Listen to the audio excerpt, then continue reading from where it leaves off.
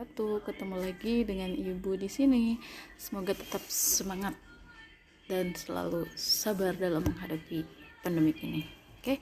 Nah, kan kemarin udah 2 minggu ya, 2 pertemuan Ibu suruh kalian nulis terus menerus. Nah, untuk pertemuan kali ini kalian tinggal simak penjelasan dari Ibu dan nanti hasil menyimaknya silakan kalian laporkan di forum ini selanjutnya gitu. Jadi setelah kalian menyimak video Ibu, jadi kalian harus melaporkan apa yang telah kalian simak gitu. Boleh dirangkum, boleh kayak gitu. Ya. Oke, langsung saja. Untuk materi berikutnya Ibu akan ngebahas tentang VOC atau Fahrenheit Students Company, atau kalau orang-orang dulu kalau orang tua dulu nyebutnya itu si company gitu. Kenapa? Karena mereka lebih gampangnya nyebutnya company gitu. Tapi VOC itu kan kayak kongsi pedagang ya. Jadi semua, kalau zaman sekarang persatuan para pedagang dari Belanda yang pergi ke wilayah timur gitu. Nah, tapi orang-orang dulu itu mengecap VOC itu sebagai tentara dari Belanda gitu. Kenapa? Ya karena mereka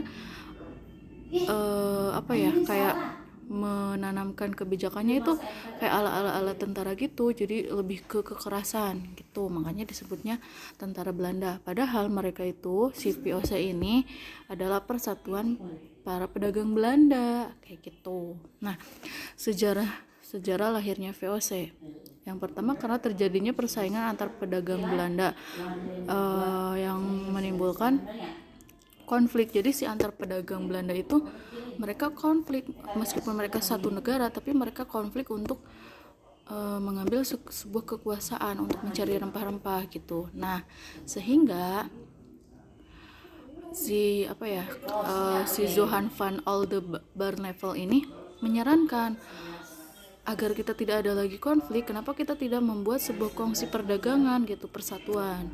Nah, Johan pun menyarankan untuk membuat perserikatan dagang, yaitu pada tanggal 20 Maret 1602 VOC pun didirikan, yaitu dengan nama VOC kayak gitu. Nah, kalau VOC itu berasal dari Belanda yang datang ke wilayah timur, ke Indonesia terutama. Nah, ternyata Inggris pun, para pedagang Inggris pun memiliki kongsi dagang yang sama dengan VOC, yaitu namanya EIC kalau bahasa Indonesianya, English Indies Company. Nah, kalau EIC atau Inggris itu menanamkan kebijakannya bukan di Indonesia, melainkan di India kayak gitu. Nah, bedanya EIC dan VOC. Tujuan dibentuknya VOC, yang pertama untuk menghindari persaingan yang tidak sehat antara sesama pedagang Belanda. Nah, gini, pada saat itu kan sebelum VOC datang, Belanda itu kan udah Belanda itu kan udah datang ya, udah melakukan kerjasama, ya kan? Nah, setelah setelah Belanda memerdekakan negaranya gitu, nah datanglah VOC gitu. Nah, VOC ini berarti keadaannya Belanda itu sudah merdeka gitu. Nah, agar tidak terjadi lagi persaingan sesama saudara gitu, nah mereka mendirikan sebuah VOC atau Perserikatan Dagang Belanda. Nah, tujuannya itu untuk menghindari persaingan yang tidak sehat antar sesama pedagang Belanda. Terus yang kedua, memperkuat posisi Belanda dalam menghadapi persaingan baik dengan sesama bangsa Eropa ataupun bangsa Asia. Contohnya yang tadi, kalau Inggris kan AIC gitu. Jadi dengan adanya persatuan pedagang Belanda, nah mereka itu jadi lebih kuat kekuasaannya gitu. Misalkan ketika VOC datang ke Indonesia, nah di Indonesia sebenarnya para pedagang kayak dari India atau dari dari negara lain itu sudah ada, tapi karena adanya tapi karena VOC itu lebih kuat, jadi mereka lah yang paling berkuasa kayak gitu. Terus tujuan yang ketiganya mendapatkan monopoli perdagangan rempah-rempah di Indonesia. Nah, itu tujuan diadakannya VOC itu untuk memonopoli. Jadi kalau monopoli perdagangan teh jadi lebih menguntungkan Belandanya ketimbang Indonesianya gitu. Terus membantu pemerintah Belanda yang sedang berjuang menghadapi pendudukan Spanyol. Iya, karena pada saat itu Belanda itu jadi kayak dijajah, bukan kayak dijajah sih, kayak lagi dikuasai oleh Spanyol. Nah, karena untuk membantu melawan Spanyol yang ada di sana, nah VOC itu harus memonopoli perdagangan di Indonesia. Nah, untungnya itu nanti mereka berikan kepada pemerintah Belanda kayak gitu. Terus VOC juga memiliki hak istimewa ketika datang ke Indonesia. VOC diberikan hak istimewa oleh pemerintah Belanda. Ingat, VOC dengan pemerintah Belanda itu berbeda. Kalau VOC itu perserikatan atau persatuan para pedagang Belanda gitu. Nah, diberi hak istimewa dari pemerintah Belanda teh. Yang pertama menjadi wakil sah pemerintah Belanda di Asia, terutama di Indonesia. Terus melakukan monopoli perdagangan, mencetak dan mengedarkan mata uang sendiri, uang Belanda gitu. Terus menjalankan kekuasaan kehakiman. Jadi ketika VOC datang ke Indonesia itu ada kekuasaannya, ada penguasanya, kayak ada pemimpinnya kayak gitu. Terus memungut pajak sepasti. Nah, keuntungan dari pemungutan pajak ini nantinya akan diberikan ke pemerintahan Belanda gitu. Terus memiliki angkatan perang, menyelenggarakan pemerintahan sendiri gitu. Jadi pokoknya ketika VOC datang di Indonesia, mereka itu hanya tujuan awalnya untuk berdagang. Nah, karena mereka terlalu rakus gitu, terlalu terkejut melihat kekayaan yang ada di Indonesia, jadi mereka tuh tamak, yang ujung-ujungnya malah menyengsarakan rakyat Indonesia kayak gitu. Dengan hak-hak istimewa tersebut, VOC bukan saja sebagai kongsi dagang, tetapi mereka juga menjadi pemerintahan semi-resmi, maksudnya di Indonesia gitu. Nah, pada tahun 1605, VOC berhasil merebut benteng Portugis di Ambon. Pada saat itu berarti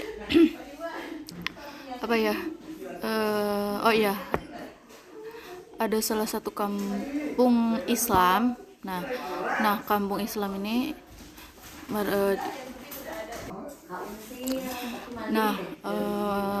kemudian lupa lagi. Nah, pada tahun 1605 VOC itu berhasil merebut benteng Portugis di Ambon. Jadi pada saat VOC datang ke sini, ke Ambon, terutama ke Ambon, jadi rakyat Ambon itu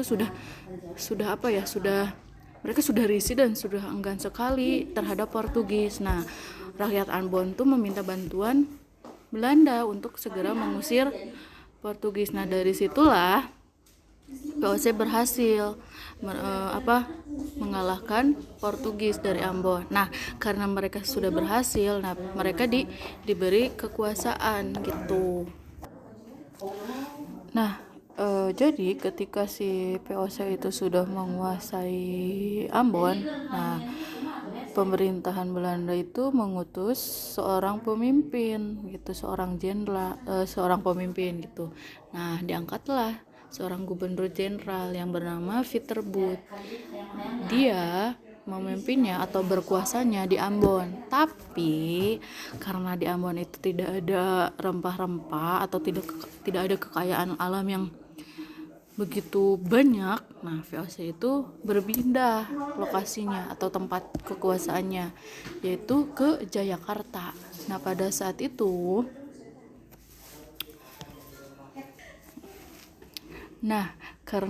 pada saat itu kan di Banten ya. Nah, Peter Butuh merasa bahwa di Banten tidak bisa mengambil sumber daya alamnya. Dia pergi mengalihkan perhatiannya ke Jayakarta. Pada saat itu pemimpin Jayakarta adalah Jayawikarta. Jayawikarta itu putra dari Kesultanan Banten.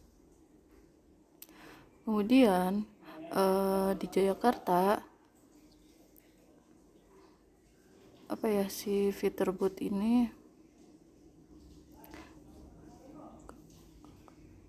nanya kayak pergi lagi ke asalnya, ke Belanda. Kemudian digantikan kekuasaannya ke Jan Peter John Chon, atau kalau ibu singkatnya JV Chon gitu. Nah, pada tahun 1619 VOC berhasil merebut Jayakarta sebagai markas besarnya. Mabes besar VOC itu yang tadinya di Ambon dipindahkan ke Jayakarta ya. Nah, karena sudah dikuasai Jayakarta, kemudian namanya diganti, yaitu menjadi Batavia gitu. Dalam rangka mendukung kebijakan VOC melakukan dua hal, yaitu dengan cara kekerasan dan dengan cara divide et impera atau mengadu domba. Nah, apa yang maksud dengan menggunakan cara kekerasan? Gini, Belanda agar bisa menaklukkan rakyatnya, agar bisa disegani oleh rakyatnya, nah mereka dengan cara menaklukkannya yaitu dengan cara kekerasan gitu. Yang salah satunya apabila ada salah satu rakyat atau ada salah satu raja yang menentang terhadap kebijakannya, maka dia akan dihukum gitu. Karena pada saat itu Belanda sudah memumpuni senjata-senjatanya, seperti kayak bukan tidak lagi menggunakan pedang atau apapun, tapi mereka sudah menggunakan kayak pistol gitu. Terus kalau menggunakan divide et impera atau mengadu domba, nah Belanda sangat pintar sekali mengadu dombanya. Contohnya saja mengadu domba antara kerajaan satu dengan kerajaan dua, kayak gitu. Terus seorang filsuf Jerman, Karl Marx, dalam bukunya yang terkenal Das Kapital menyebut VOC sebagai salah satu koperasi atau salah satu korporasi atau kayak kongsi persatuan suatu dagang yang paling jahat dan tamak. Kenapa? Karena mereka sangat merugikan sekali pribuminya gitu, sangat rakus sekali terhadap pribumi-nya. Apalagi apabila ada pribumi yang menentang, maka dia akan ditembak mati, seperti itu. Nah, pada tahun 1669 VOC dijadikan sebagai perusahaan dagang paling kaya di dunia gitu, yang memiliki 150 kapal dagang, 40 kapal perang, 50.000 pekerja dan 10.000 tentara. Makanya disebut dengan perusahaan dagang paling kaya di dunia. Nah, gitu. Lanjut lagi, kekuasaan VOC pada masa Peterboot. Peterboot ini sebagai orang pertama yang datang ke Indonesia, yaitu ke Ambon dan pindah lagi ke Jakarta dan mendirikan pos perdagangan. Terus memiliki atau mendirikan sebuah markas besar, yaitu di Batavia. Tapi Peterboot belum berhasil mewujudkan monopoli perdagangan di semuanya gitu. John Chon atau JV Chon memindahkan markas besarnya VOC dari Ambon ke Batavia. Terus berhasil menanamkan kebijakan monopoli di Indonesia, terutama dalam perdagangan pala dan cengkeh. Jefferson juga berhasil mengusir orang Inggris, terus mengusir dan melenyapkan penduduk asli Banda. Kenapa Jefferson ini mengusir dan melenyapkan penduduk orang Banda? Karena orang Banda ini mereka itu semuanya menentang kebijakan yang ditanamkan oleh si Jefferson, sehingga apabila ada orang-orang Banda yang datang ke suatu wilayah, mereka pasti langsung dihukum gitu, langsung dilenyapkan pada saat itu. Terus menerapkan kebijakan ekstirpasi dan hongi atau pelayaran. Jadi ketika Jefferson itu menerapkan kebijakan perdagangan di atas kapal kayak gitu. Kebijakan pasca Jepecon. Yang pertama, mempertahankan monopoli, menerapkan pajak kontingen, terus mencegah penyelundupan cengkeh dan. Nah, ketika Jepecon itu ketika fit terbut atau sebelum POC datang, ternyata orang rakyat Indonesia itu banyak sekali yang bekerja sama dengan negara lain, contohnya saja dengan Arab misalkan kayak gitu. Nah, ketika Jepecon atau VOC datang ke sini, orang Indonesia, para pedagang Indonesia itu tidak boleh bekerja sama dengan negara apapun kecuali dengan Belanda atau VOC gitu. Makanya ketika Jepecon menjabat sebagai gubernurnya, dia banyak sekali pencegahan dalam penyelundupan cengkeh dan pala agar VOC itu tidak mengalami kerugian kayak gitulah. Terus menguasai dan menghancurkan pusat-pusat perdagangan Islam di Nusantara dalam rangka memperluas wilayah perdagangan dan jangkauan monopoli. Jadi menurut Jepecon, orang-orang Islam itu ketika Islam bersatu, nah Islam itu bisa mengalahkan atau bisa mengusir orang-orang Belanda dari tanah Indonesia. Makanya Jepecon itu mencegah agar orang-orang Indonesia atau para pedagang Islam itu untuk bersatu kayak gitu. Dan Jepecon juga mencegah para pedagang Islam dari Timur Tengah atau dari Asia gitu untuk pedagang di sana. Pokoknya tidak boleh ada pedagang Islam yang datang ke Indonesia kayak gitu. Terus memperkuat tahap pertahanan untuk mencegah penguasaan Nusantara oleh Inggris dengan membangun banyak benteng. Pokoknya ketika Jepecon atau ketika POC berkuasa di Indonesia, mereka banyak sekali membangun benteng-benteng pertahanan gitu. Jadi untuk melihat dan mengawasi kapal dari mana saja yang datang ke Indonesia kayak gitu. Terus berakhirnya kekuasaan POC itu ada dua faktor, ada faktor internal dan faktor eksternal. Kalau faktor dari dalam, yang pertama banyak sekali para pegawai POC itu yang melakukan korupsi gitu. Jadi misalnya ke pemimpinnya setornya berapa, jadi sebelum ke pemimpin dia seludupkan dulu keuntungan dari rakyat kayak gitu. Jadi pokoknya banyak sekali korupsinya dari pegawai POC-nya. Terus anggaran biaya pegawai POC-nya juga sangat banyak, sangat besar sekali gitu, sehingga semakin sini semakin berkurang keuntungannya. Terus adanya persaingan dari Inggris ketika datang ke Indonesia gitu. Jadi kayak Belanda itu merasa tersaingi oleh Inggris kayak gitu. Terus faktor eksternalnya atau faktor dari luarnya, banyaknya perdagangan secara gelap gitu. Kayak tadi. Jadi rakyat Indonesia itu lebih untungnya, lebih sukanya bekerja sama dengan para pedagang Islam ketimbang dengan VOC gitu.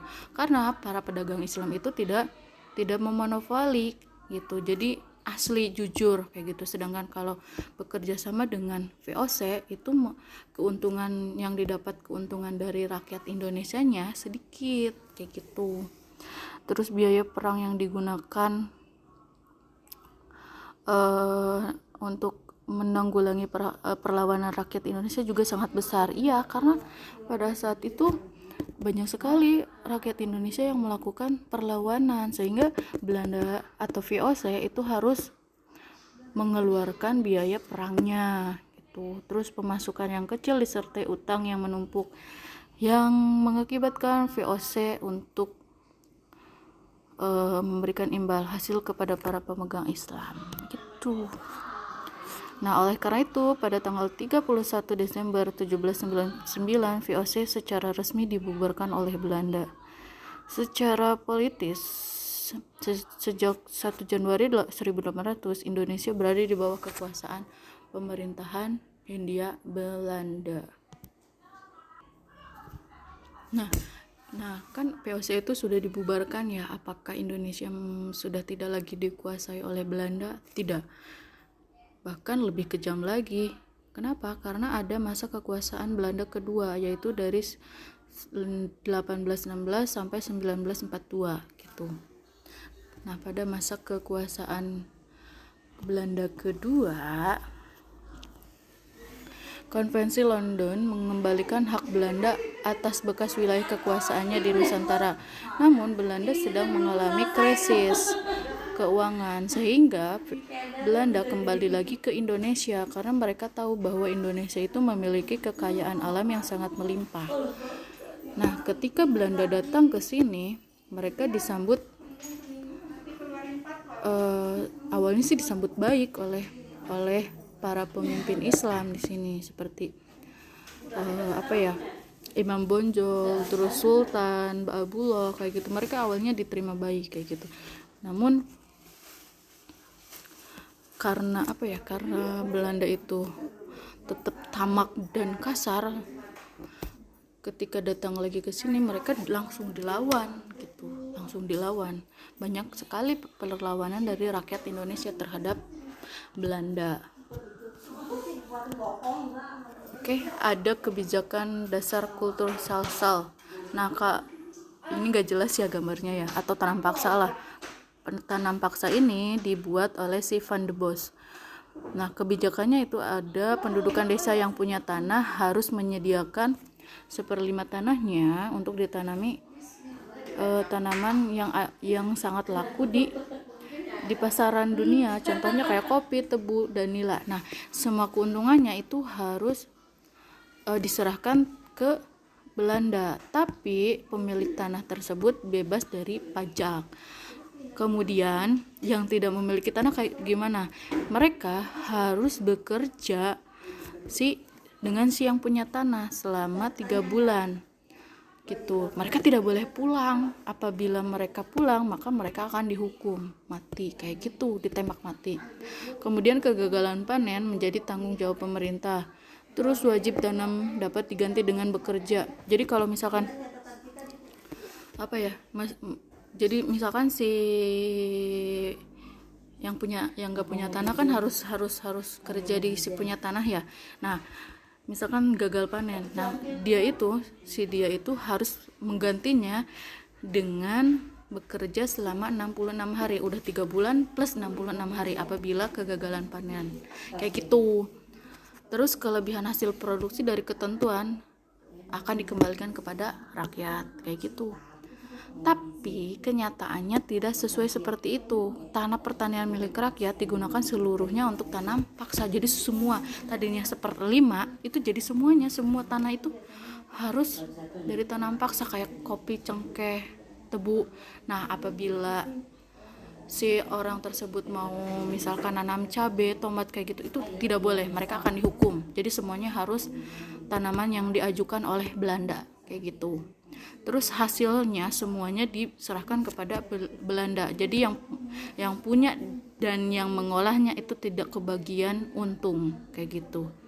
Itu yang disebut dengan tanam paksa. Rakyat yang tidak memiliki tanah wajib bekerja selama 1 tahun, yang tadinya 3 bulan itu harus 1 tahun. Mereka tidak boleh pulang-pulang. Dampak dari tanam paksa. Tanam ini bukan anam bagi Indonesia. Sawah dan ladang terbengkalai. Iya, karena mereka harus ditanamnya kan harus tebu, kopi, cengkeh, pala. Sedangkan kalau sawah itu kan tidak bisa ditanami seperti itu ya. Jadi ya terbengkalai. Sawah menjadi kering sekali gitu. Terus beban rakyat juga semakin berat. Kenapa? Karena mereka harus memikirkan bagaimana ya, saya harus tidak boleh gagal panen, harus segini. Karena kalau tidak mereka akan kena hukuman gitu. Sehingga yang mengakibatkan banyak sekali rakyat Indonesia itu yang mengalami gangguan mental, stres karena pikiran kayak gitu. Terus banyak juga pusung lapar, kelaparan, wabah penyakit kayak diare kayak gitu. Itu banyak sekali pada saat itu. Karena mereka harus berpikir bagaimana caranya agar tidak gagal panen, bagaimana caranya mereka memberikan hasil panennya ke Belanda itu bagaimana agar mereka tidak dihukum gitu. Jadi terlalu mikir kayak gitu. Terus dampak bagi Belandanya pasti keuntungan, banyak sekali keuntungan yang didapat. Hutang-hutang Belanda juga jadi lunas. Terus negara Belanda juga bisa membangun semua infrastruktur yang sangat mewah yang sekarang kita lihat itu karena dari rakyat Indonesia. Harusnya Belanda itu bersyukur, harusnya berterima kasih terhadap rakyat Indonesia karena megahnya kota Belanda itu didapatkan dari uang rakyat Indonesia kayak gitu. Terus sistem tanah paksa ini mengakibatkan kemelaratan bangsa Indonesia sehingga timbullah seorang pengkritis yang terkenal yang bernama Edward Dewes Dekker gitu. Dia menstop terhadap tanam paksa, yaitu dengan membuka kebijakan pintu terbuka gitu. Yang pintu terbuka itu jadi gini, kebalikannya dari tanam paksa. Jadi semua rakyat Indonesia boleh menanam apa saja yang penting menguntungkan bagi perekonomian Indonesia, agar rakyat Indonesia itu tidak boleh lagi miskin, tidak boleh lagi kelaparan, tidak boleh lagi pikirannya itu kemana-mana gitu. Mereka harus fokus terhadap perekonomian kayak gitu. Jadi intinya pintu terbuka itu boleh menanam tanaman apa saja yang penting menghasilkan, menguntungkan untuk rakyat Indonesia kayak gitu. Kebijakan pintu terbuka tersebut berupa pengerahan tenaga manusia yang diwarnai tipu daya dan paksaan serta pokoknya intinya kayak gitulah. Jadi kalau pintu terbuka itu semua rakyat Indonesia yang memiliki tanah atau yang bekerjanya itu boleh menanam atau mengolah lahan-lahan perkebunan yang kosong kayak gitu. Jadi tidak hanya tebu, cengkeh, pala gitu, enggak, mereka boleh menanam apa saja berupa penggunaan lahan produksi yang sangat gitu. Terus lanjut lagi ada politik etis 1901. Adanya kebijakan desentralisasi. Tahu kan desentralisasi? Nah, kalau desentralisasi itu kebijakannya dikuasai oleh daerah. Kalau sentralisasi itu kebijakannya semua oleh pusat, oleh pemerintah pusat kayak gitu. Nah, adanya kebijakan desentralisasi yang ini memberikan ruang, peran, serta kesempatan bagi orang-orang Indonesia untuk memikirkan nasib masa depannya sendiri, kayak gitu. Terus kebijakan yang ditanggapi setengah hati karena Dewan Lokal di kota besar baru terbentuk 1905 dan mayoritas anggotanya orang-orang Belanda. Kemudian tercakup dalam Trias van Deventer, irigasi, migrasi, dan edukasi. Nah, ketika Dewes Dekker itu melakukan kebijakan politik etis, inilah awal mula adanya migrasi, di mana pada saat itu Pulau Jawa itu mengalami kepadatan penduduk. Nah, agar semuanya seimbang, kepulauan Indonesia itu seimbang, sehingga orang-orang Indonesia, orang-orang Pulau Jawa boleh bermigrasi dan boleh memanfaatkan lahan-lahan yang kosong di Pulau Sumatera, Kalimantan, Sulawesi gitu. Mereka bermigrasi dan memanfaatkan lahan yang kosongnya untuk ditanami gitu.